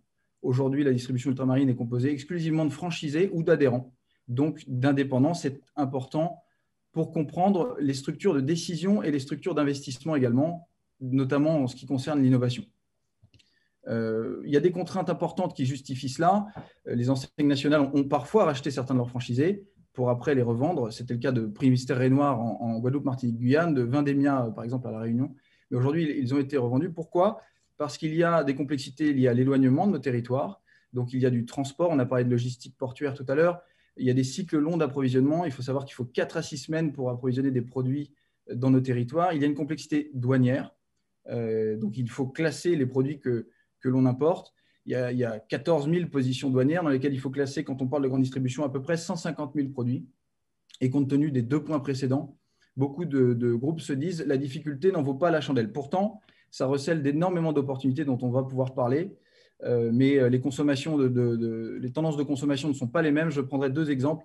Le Drive, qui est un format qui connaît un développement très important en métropole, 1 million de nouveaux clients en 2020, dont 49% de plus de 50 ans, une catégorie qui avait du mal à se mettre au Drive. C'est un format qui reste aujourd'hui confidentiel en Outre-mer, et ce n'est pas une question d'offre, parce qu'il y a plusieurs enseignes qui proposent déjà ce service, dont certaines depuis plus de 15 ans, un décalage qu'on a aussi vérifié pendant le Covid sur les mises en place de click and collect avec des micro-sites de commande. Il y avait un décalage. Et le deuxième exemple, c'est la livraison à domicile. On voit émerger dans les grandes métropoles de la livraison de repas chauds en moins d'une demi-heure, Uber Eats, Deliveroo, des courses rapides, Picnic, Cajou, Gorillaz, pour en citer seulement quelques-uns, qui n'ont pas encore trouvé leur modèle économique, mais qui nécessitent des densités urbaines importantes pour se déployer et qui donc aujourd'hui sont assez limités outre-mer. On peut s'interroger donc sur les freins au développement de ces formats outre-mer. On pense tout de suite à l'éloignement et la complexité douanière, c'est le premier frein qui vient à l'esprit, mais en réalité, ça n'explique pas par exemple le recul du Drive qui a des stocks déjà présents localement et qui ne nécessite ni transport ni passage en douane. Donc les autres freins, on peut en lister quelques-uns. Un des freins importants, c'est… Reste peu de temps, hélas. Oui. En vraiment quelques secondes, j'ai une dernière petite question, mais très très rapidement. Pardon d'être le censeur, je dois te mettre du temps. François, c'est à vous. Dans les freins importants à monnaie fiduciaire, le paiement en espèces, qui est un frein au e-commerce, et l'âge de la population. On a des territoires qui sont vieillissants, avec des habitudes de consommation très fortes et donc difficiles à changer. Pas de système d'adressage, mais certaines startups ont déjà entrepris de changer cela. Des embouteillages, des transports difficiles, des infrastructures routières compliquées. Mais évidemment, ça n'empêche pas qu'il y ait énormément d'opportunités outre-mer. Alors, ce sera ma dernière question en vous demandant vraiment en 45 secondes de donner les premières pistes. Ça ne va pas être facile, mais c'est là encore le début d'une conversation qu'on compte bien prolonger dans les mois et les années à venir. Quelles sont les opportunités d'innovation pour la distribution ultramarine? Allez. Et ce sera avec plaisir de poursuivre cette conversation. Il y en a qui sont B2C assez rares. La transparence des produits, vous connaissez probablement l'application Yuka qui permet de connaître le Nutri-Score des produits, leur composition. Ce serait aussi valable pour des produits locaux. La digitalisation des catalogues, il y a déjà d'excellentes startups outre-mer dans le domaine et ça deviendra probablement une obligation légale. Les stratégies Web to Store, l'utilisation des réseaux sociaux, il y a énormément de choses à faire en B2C, mais c'est plutôt le B2B dont j'aimerais vous parler en 15 secondes. Les systèmes d'information sont très rares pour les distributeurs outre-mer parce qu'on a des spécificités qui sont rarement adressées par les majors du secteur. Il y a des exemples qui s'écrivent notamment à La Réunion avec Orica, de très beaux exemples d'éditeurs logiciels. Et puis les intégrations de ces systèmes d'information. Avoir des intégrateurs locaux serait très précieux pour éviter de faire venir des experts nationaux ou internationaux et d'avoir des experts locaux qui puissent non seulement intégrer la solution, mais ensuite la maintenir. Les approvisionnements, la robotisation des entrepôts, la digitalisation des étapes de transit. Il y a énormément de sujets, mais le temps est contraint. Donc, ce que je voulais simplement vous dire pour conclure, c'est que la petite taille de nos marchés peut être un avantage pour adapter l'innovation aux spécificités et optimiser en continu dans un environnement très contraint. Merci beaucoup. Eh ben, merci. On a un tout petit peu de retard, mais si nos candidats tiennent les délais, eh bien, ça va le faire. Je vous donne quand même rendez-vous pour la suite au village francophone sur 2 rendez-vous. C'est qu'il y aura un village francophone pendant la Paris Retail Week à la rentrée. Et vous qui êtes, pour certains d'entre vous, américains, eh bien, notamment les collectifs des Caraïbes, je vous signale qu'il y a un village francophone chaque année à la NRF, qui est le grand rendez-vous américain du retail et sur lequel on serait ravis, pourquoi pas, François Hugues, eh bien, d'organiser des délégations vraiment pour accueillir les meilleurs experts de la distribution d'outre-mer à New York pour ce grand événement. Allez, deux candidats qui illustrent l'excellence ultramarine en matière de distribution et de commerce. SAS Digital pour la Guadeloupe, est-ce que vous êtes avec nous? Oui, nous sommes là. Allez, partage d'écran tout de suite, 90 secondes. C'est bon. Allez. Bonjour à tous, Gary Coupan, cofondateur de la plateforme Avantage. Je rebondis sur le dernier mot de M. Despointes, Avantage pour les DOM. Donc, le projet Avantage est né de la volonté de combler le retard digital des commerçants antillais pour la promotion des produits caribéens. Avantage est une marketplace 100% locale, un centre commercial antillais qui permet aux commerçants de vendre leurs produits en prenant en charge la globalité du processus de digitalisation. Donc, le projet a connu un vif succès depuis son lancement en ligne au mois de novembre, avec environ 16 000 visites par mois à l'heure où je vous parle. La Guadeloupe étant une région très riche en termes de produits d'exception avec à forte valeur ajoutée, avec le rhum, le miel, le vanille, le café, etc. On a d'abord créé un maillage avec les partenaires locaux pour leurs produits. Nous avons déjà un rayonnement important en Europe avec des commandes de métropole, Belgique, Angleterre et depuis ce matin la Suisse. Et de plus, très vite, nous avons été contactés par un groupe américain qui avait du mal pour la distribution de ces produits pour être leur référent. Et pour cela, nous avons dû accélérer notre roadmap pour développer nos deux axes qui sont le rayonnement des produits entiers à l'international avec plus de 4 000 € de commandes de rhum par mois, de sirop, du miel et du café aussi. Et l'autre axe qui est d'emmener des produits internationaux avec des tarifs avantageux pour la clientèle antillaise. Notre volonté aujourd'hui est d'être la plateforme reconnue auprès de nos partenaires en apportant notre centre commercial digital comme outil majeur pour faciliter les échanges commerciaux en apportant des moyens marketing, logistique et sérieux et efficaces. Eh ben, c'est très clair et ça respecte parfaitement le temps qui vous était imparti. Merci, CSS Figital. Allez, notre dernier candidat pour cette première édition, souhaitons-le en tout cas, eh bien, du village ultramarin, ce sera Shipping Hero, prononcé en bon français, pour l'île de la Réunion. Allez, c'est parti. Merci, bonjour à tous. Je vais commencer par partager mon écran. Est-ce que vous le voyez ? Ça va arriver, on le voit arriver dans quelques instants. Voilà, parfait. C'est parti. Allez, 90 secondes. Alors, nous avons une ressource mal identifiée dans les DOM, c'est celle de la connectivité. Nous avons des connectivités européennes, que ce soit en aérien ou en maritime, qui est remarquable. Et c'est un atout, évidemment, de nos territoires qui mérite d'être exploité. Malheureusement, il y a des trous dans la raquette, il y a des services logistiques qui ne sont pas accessibles à tout le monde, notamment les artisans, les commerçants doivent en général se retourner vers le marché local plutôt que de s'approvisionner à l'étranger ou bien sûr en Europe, en France métropolitaine, quand les produits ne sont pas disponibles. C'est pareil pour les marketplaces ou pour le e-commerce, l'accès, les services logistiques ne sont pas adaptés à ce canal de distribution.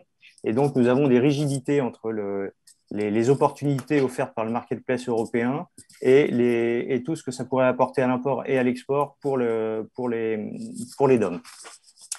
Donc, nous avons, chez Shipping Hero, développé une solution qui permet à tous les acheteurs particuliers ou professionnels de s'approvisionner en autonomie auprès de tous les e-commerçants européens, avec une solution de prise en charge de l'expédition depuis la plateforme. Nous travaillons maintenant sur une solution commerçante avec un procédé innovant d'enrichissement des catalogues produits qui permet notamment d'intégrer toutes les données de commerce international, de traitement de la douane notamment, dans les catalogues des commerçants. À partir de là, nous pouvons proposer des solutions de livraison partagées et packagées qui supprime toutes les surprises à l'arrivée de surcoûts que connaissent aujourd'hui les acheteurs. Je vous remercie. Eh ben, c'est moi qui vous remercie, c'est moi qui remercie évidemment pour l'instant mon nom, mais évidemment je vais laisser les acteurs compétents le faire, tous les acteurs ultramarins. Bravo à tous, hein, quand on parlait d'énergie, de potentiel d'innovation, je pense que cette série de pitch, elle vaut de très très longs discours. Alors on arrive au bout, Marie-Christine, je vais demander à certains acteurs, notamment Lorna, pensez à vous mettre en mute parce qu'on vous entend.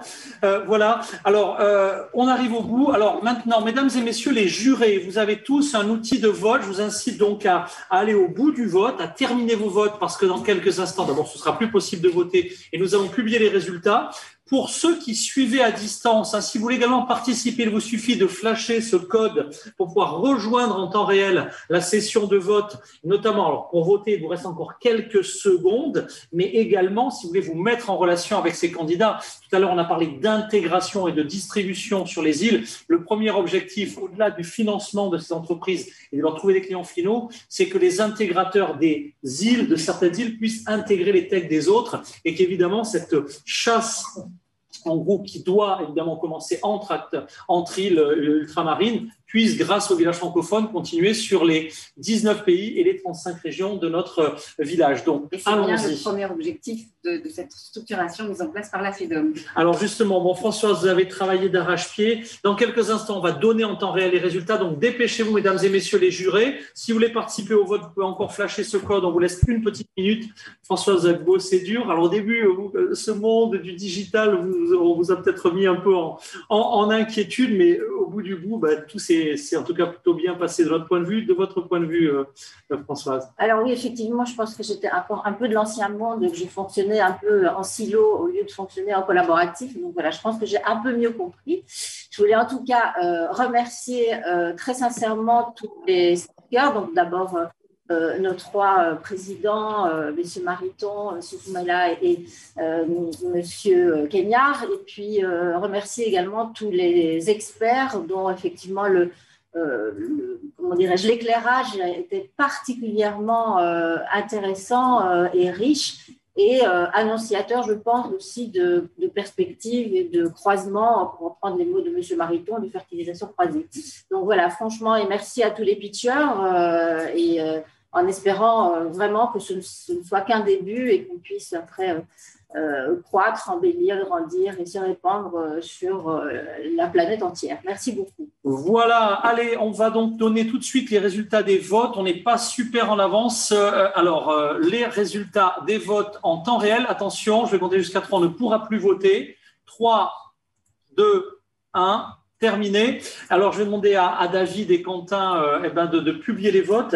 Et le temps que les résultats s'affichent, un petit mot, parce que je crois que sur Outre-mer 360, vous allez mettre à l'honneur les gagnants et puis peut-être l'ensemble des lauréats. Exactement, c'est ce que vous avez dit. Vous avez dévoilé la petite surprise. Nous allons bien sûr mettre le gagnant en forte visibilité parce que c'est important. Et comme je l'ai dit au début, l'ADN d'Outre-mer 360 est de valoriser ces innovations. Ne l'oublions pas. On a tendance à oublier que de nos territoires surgissent de grandes innovations et c'est le rôle d'Outre-mer 360.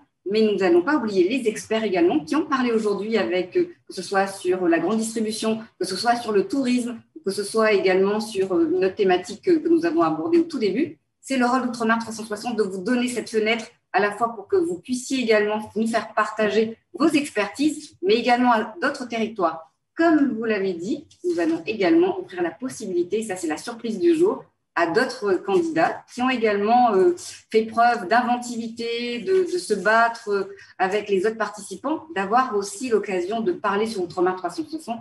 Mais d'abord, place aux gagnants et ensuite les autres. Alors, place aux gagnants, on a le numéro 3, le numéro 2 et le grand gagnant qui s'affiche maintenant. Alors, je ne sais pas, Françoise, est-ce que vous voulez donner le nom du numéro 3 ?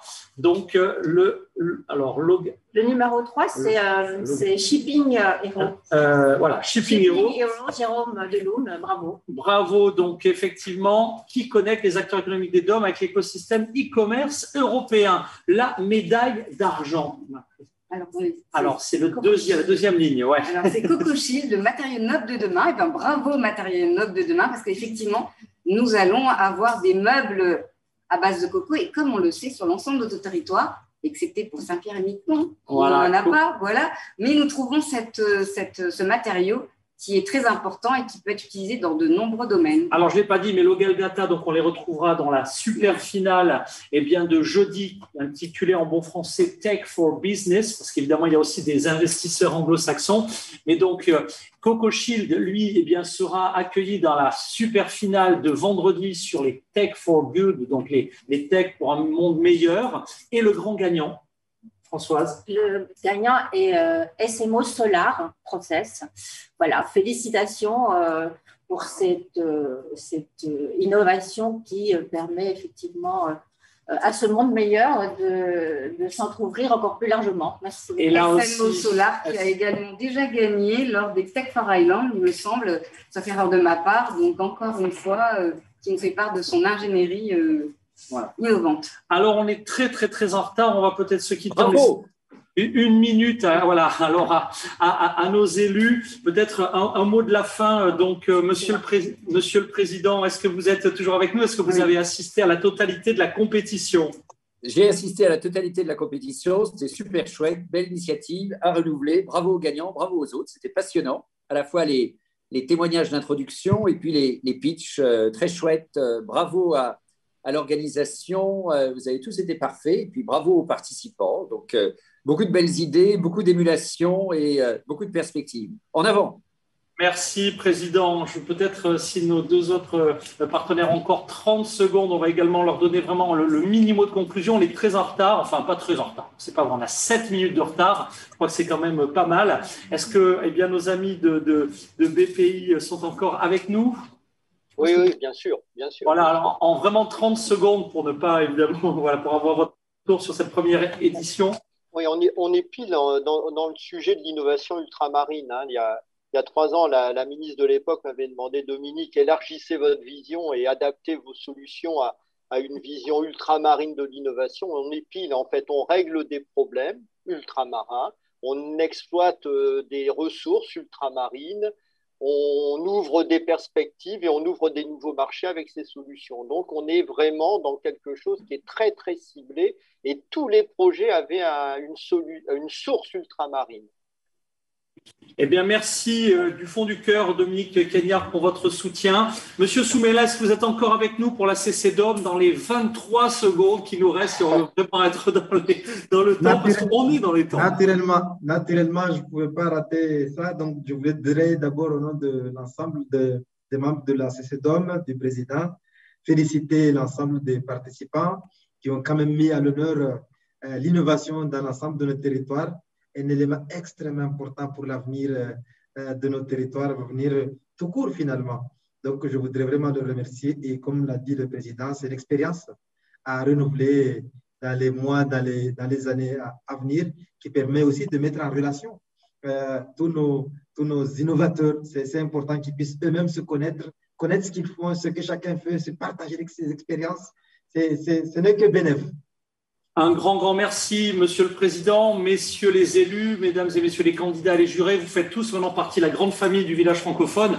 Quand on parle de moi, eh ben non, tenez-vous bien, dès début juillet, on sera au Festival de Cannes avec les champions d'outre-mer en matière d'industrie créative et culturelle. Je crois qu'il y en a quelques-uns du côté de la Réunion dont on parle beaucoup, etc.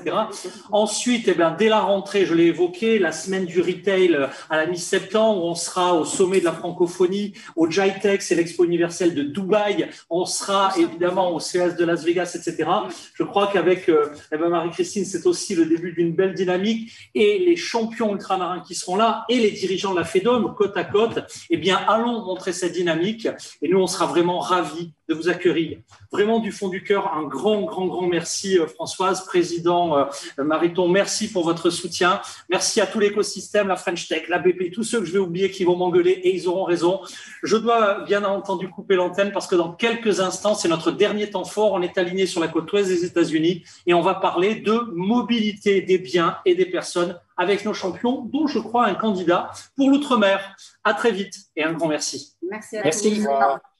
Merci.